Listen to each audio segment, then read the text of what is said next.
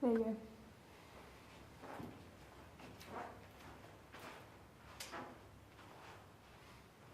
Look at this.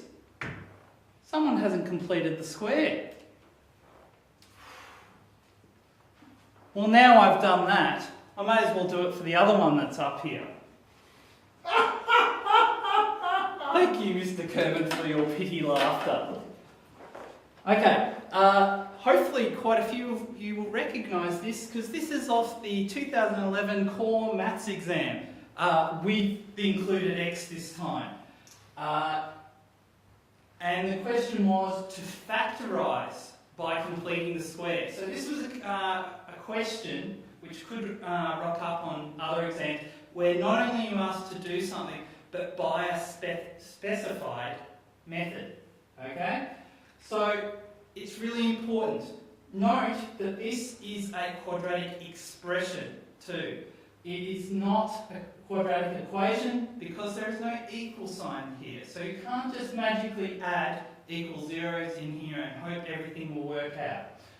You've got to treat what you've got, the information you've given, and work with that. So to factorise by completing the square, first of all, it's probably not a bad idea to complete the square. And before we proceed with caution. We should check the coefficient of the x squared term is 1. It is? Sure? Okay, let's go on. So, the equals here is referring to the previous line, and it's really important to do this when you're setting out problems as well. We're going to keep the x squared as it is. But this 14x, negative 14x, is the key. What we're going to do is we're going to add the coefficient, and by the coefficient I refer to this part of the x term, not including the x. And we're going to divide it by 2. Then we're going to square that value. And I'll remind you in a sec why we're doing that. Then we have to, for this to be equal to this, we can keep the plus 40 in. But for these to be equal, we've added a new term in, so we need to negate it in somehow to make these two expressions equal. So we added negative 14 over 2 all squared, so we're going to take it away. Okay? And squared. Now, why are we doing this? Let's just remind ourselves of something we learned year 9 or year 10. That if we have a plus b all squared, actually, let's do a slightly more complicated one, not much. If we have a minus b all squared, that was equal to a squared minus 2ab plus b squared. Now, the reason for doing this process, I mean, you go, what am I doing? I'm making it look more difficult, is to get this part of the expression looking like this. That's where the 2 comes involved. So the purpose of that now is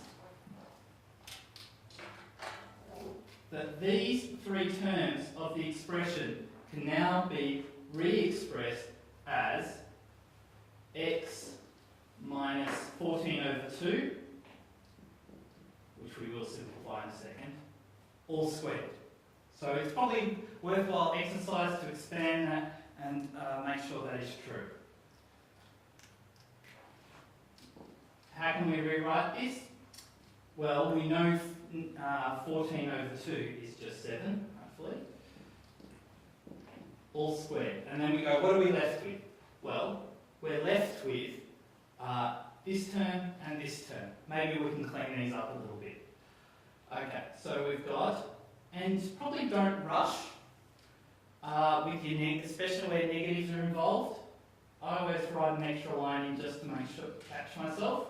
We've got negative 7 squared plus 40. Okay? This, we're not interested in yet. This is pretty neat and tidy, but we need to neaten this up a bit. We've got minus negative 7 squared is 49 plus 40. Okay. Negative 7 minus 9, whoops, all squared. Okay, that is completing the square, and that is now in turning point form, where we can just read the turning point off straight away from the equation, which is really handy if we need to go graph it. So that's completing the square to that point. But remember, I said the question on the exam was actually to factorise. So we actually needed 2 factors. For a quadratic, you should be able to get 2 factors. So we need to go on, and we need to use a different trick we learned in Year 9 or 10, which is called difference of perfect squares or difference of 2 squares. We need to recognise that we can treat this as one term squared and this as another term squared. So we could treat x minus 7 squared minus 3 squared. And hopefully we can remember back our old rule, which was if we have a squared minus b squared or something similar, we can rewrite that as a minus b, a plus b. Alright, so now we can apply this process to this expression, which is we get x minus 7 minus 3, x minus 7 plus 3. And then we can simplify those. So we've got x minus 10, x minus 4. And that is now factorised. During the method, you have used completing the square, and then you have reduced it to 2 linear factors. Okay, thank you.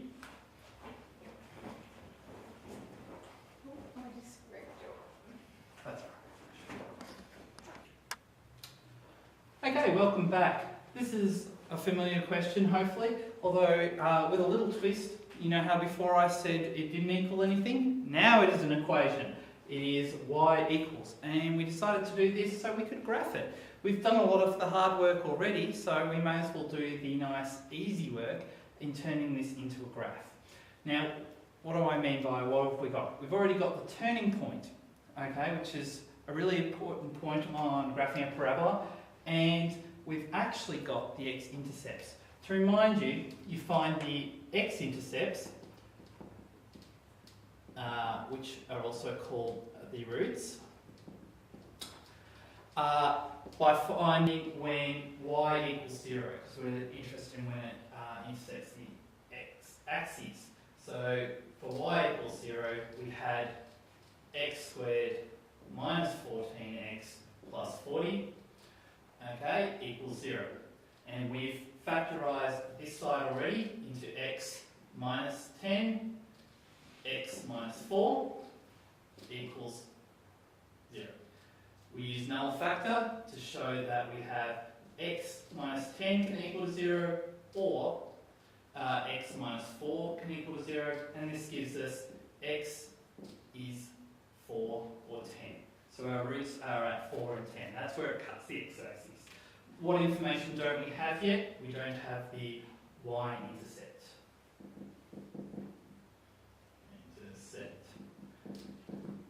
The nicest one to find, especially if your equation is already in this form. It's quite nice to find, but just to go through the process, you're interested in when it crosses the y-axis, so you set x to be 0, and that gives you y equals, I'll sub it in, 0 squared minus 14 times 0 plus 40. We're just interested in our constant at the end.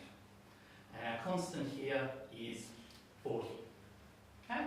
So we've got a lot of information. Note, if you hadn't completed the square and got turning point form, you could also find it out by getting the midpoint of these two, between these two roots.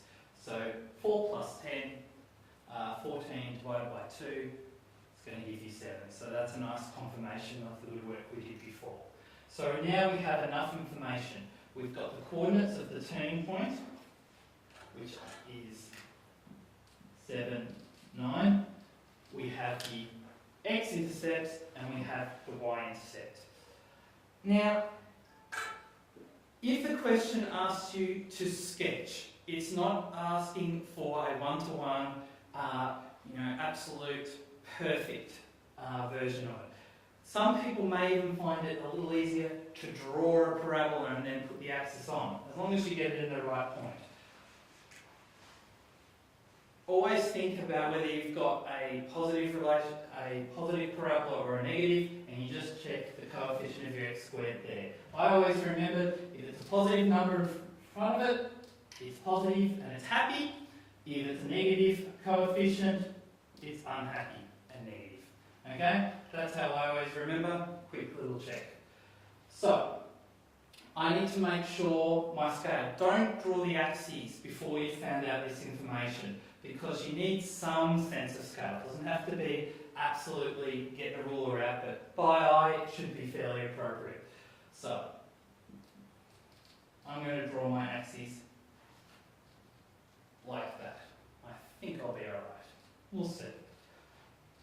X and Y. Label your axes. The easiest mark to lose. Okay? And a very common one to be lost. And then we label a couple of points in. I'm going to label, let's go, I'm going to put 40 all the way up here. I'm going to, now your Y and X axes don't have to be in the same scale. I'm going to go that, I'll make that 10, so that's 5, so 4's about there. So that's going to be my 4, that's going to be my 10. Is that going to work out? And my negative, my turning point, thank you for everyone for pointing out. I heard you chomping at the bit there that was not 7, 9, it was at 7, negative 9. It's good to know there are other maths teachers in the room watching me right now who didn't pick this up either. They wanted to see me squirm. Okay. And we've got negative 10s down here. And so our turning point by I and by the values we have is going to be about here. Now I've got enough information to sketch my curve. This is much easier on paper. This is to excuse myself when I foul it up. And this is something that will come with practice too. If you get it wrong, don't worry. It happens to the best of us, as it did. Okay, looks much better there. Alright, this mark is often awarded, for the shape, that you've got pretty much the right shape. A question like this to actually graph would maybe be worth 1 or 2 or 3 marks. The other point is for labelling. Now there's a few points you need to label. Anything where it crosses, that's something of interest. So here, and label them in coordinate form. It's not hard to figure out at least one of the coordinates. You know, this one's 4, 0. And unlike the methods 3, 4 exam, don't get your coordinates around the wrong way. That would be foolish. And this is 10, 0. This point is 7, negative 9. And this point is 0, 40. Now, you're not done yet. We have just plotted this on part of the axes. The axes keep on going to infinity in every direction. So you need to show that this graph, this particular graph, does keep on going in those areas. And how you do that is to show it keeps on going. A couple of arrows. Not gorgeous, but it'll probably scrape you the marks. And that's what you have to do for graphing this sort of question.